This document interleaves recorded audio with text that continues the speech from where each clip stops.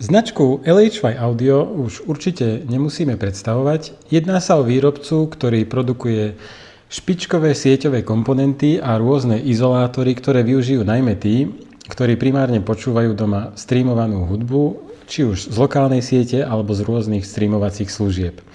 V dnešnom videu sa pozrieme na najmenšieho zástupcu z rodiny HiFi sieťových switchov od značky LHY, ktorý si teraz spolu rozbalíme a potom sa pozrieme aj na jeho vnútornosti, ako môže vášmu streamovanému zvuku v zostave pomôcť.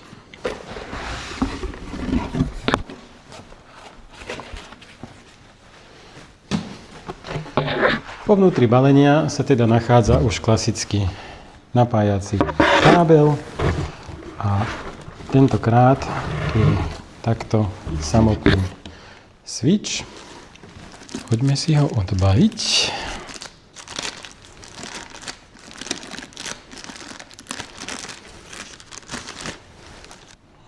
No a tu ho máme, krásavca, v takejto čiernej farbe, v kvalitnom hliníkovom šasi, ktoré váži až 2 kg, na už obvyklých antivibračných nožičkách. Ako to už pri LHY Audio býva zvykom, predná strana prístroja a celé šasy má veľmi minimalistický vzhľad. Prístroj sa dá objednať v takejto čiernej alebo ešte v striebornej farbe. To podstatné sa však nachádza na zadnej strane, kde sa teraz spolu pozrieme. Nájdeme tu teda napájací konektor pre štandardný napájací kábel, vypínač prístroja od siete. Ďalej tu máte vstup pre externé systémové hodiny, ktoré vysielajú signál 10 MHz. A potom sa tu nachádzajú vstupné ethernetové konektory. Ďalej je tu jeden výstupný izolovaný ethernetový konektor a taktiež jeden SFP vstup pre tých, ktorí chcú tento switch pripojiť cez optiku. Poďme si teda povedať, ako zapojenie takéhoto switchu môže zmeniť a povýšiť úroveň streamovaného zvuku vo vašej zostave, keďže všetci dobre vieme, že dáta, ktoré k nám prichádzajú z hudobných serverov, sú čisté nuly a jednotky, a teda u mnohých prevláda tá predstava, že tie nuly a jednotky musia byť také isté aj na serveri a také isté aj potom, keď prídu do vášho streamera. Čo je na jednej strane pravda, lenže už z princípu, ako tieto zariadenia pracujú, sa tieto dáta pri výstupe do tých ethernetových konektorov pre prenos po ethernetových kábloch musia konvertovať na elektrické signály, ktoré sú zo svojej podstaty náchylné na chyby časovania alebo na rôzne elektromagnetické a rádiové rušenie. A tu práve vznikajú tie problémy, ktoré vo výslednom zvuku počujeme ako digitálne artefakty alebo chyby, ktoré vznikajú vďaka jitteru, čiže chybám časovania. Tu na tomto tablete máme obrázok vnútornej štruktúry tohto switchu, kde môžeme vidieť, že celé šasy je z vnútornej časti rozdelené na 3 samostatné komory, kde prvá obsahuje vstupnú filtráciu napájania, ktorá filtruje šum zo siete ešte predtým, ako sa dostane k samotnému toroidnému transformátoru. Ďalej to prechádza do sekcie týchto masívnych filtračných kondenzátorov. No a posledná časť toho šasy obsahuje samotné ethernetové porty a kryštálový oscilátor, ktorý tvorí tú najpodstatnejšiu a najdôležitejšiu časť celého zariadenia, keďže jitter ako taký je výsledkom práve toho, že v rôznych zariadeniach máte rôzne kvality týchto kryštálových oscilátorov, ktoré pracujú s rôznymi teplotami a vďaka tomu teda vznikajú tie chyby časovania pri prenose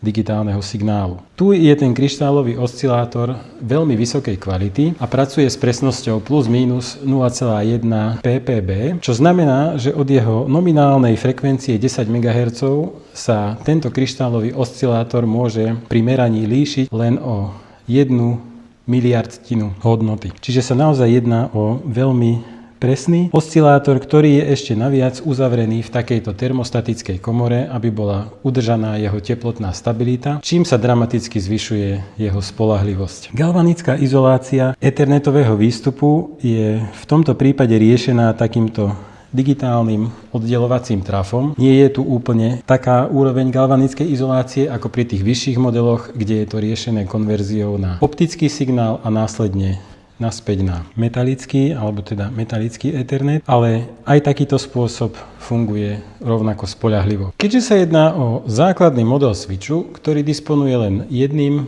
izolovaným výstupom, ak máte doma viacero zariadení, do ktorých potrebujete pripojiť ethernetový kábel z izolovaných výstupov, toto je možné riešiť viacerými spôsobmi. Jedným takým spôsobom je použitie galvanického ethernetového izolátora LHY Audio EFI, ktorý sme už prezentovali v inom z našich videí. A tu tá galvanická izolácia funguje tým spôsobom, že vy do jedného vstupu privediete metalický Ethernet, vnútri sa to skonvertuje na optické vlákno a z druhého portu už teda vyjdete s čistým galvanicky oddeleným signálom bez šumu. Ďalším spôsobom, ako to vyriešiť, je zakúpenie vyššieho modelu switchu s viacerými izolovanými vstupmi. To sú teda modely AS8 Pro alebo AS8 Pro Plus. Alebo tretia možnosť je využitie toho SFP portu, ktorým tento switch disponuje, kde môžete priamo pripojiť optický kábel a tým pádom bude celý switch automaticky galvanicky oddelený od zvyšku vašej ethernetovej siete. Benefity, ktoré si budete užívať po zapojení takéhoto switchu do vašej zostavy, sú najmä tmavšie pozadie vo vašom zvuku, čo následne umožní všetkým nástrojom v nahrávkach vystúpiť dopredu, zlepší sa celkový priestor, mikrodynamika, budete počuť viacej detailov a zvuk dostane celkovo analogový charakter. Pre tých, ktorí sa neuspokoja s jednoduchými riešeniami, tu máme ďalšie možnosti upgradeov, kde sa dá ešte aj v prípade takéhoto switchu vylepšiť napríklad výrobcom dodávaný napájací kábel za takýto high-endový napájací kábel Aurora od americkej značky Wirevolt a keďže sieťové káble sú takisto nemenej dôležité, odporúčame aj tie používať z HiFi kategórie, čiže tu máme ethernetový kábel Chroma 10, takisto od americkej značky Wirevolt, alebo o jednu radu vyšší model kábel Starlight 10, ktoré ešte celkový ten zvuk posunú o úroveň vyššie. Ak teda ohľadom switchov a iných zariadení od LHY Audio máte akékoľvek otázky, neváhajte nás kontaktovať, veľmi radi vám poradíme.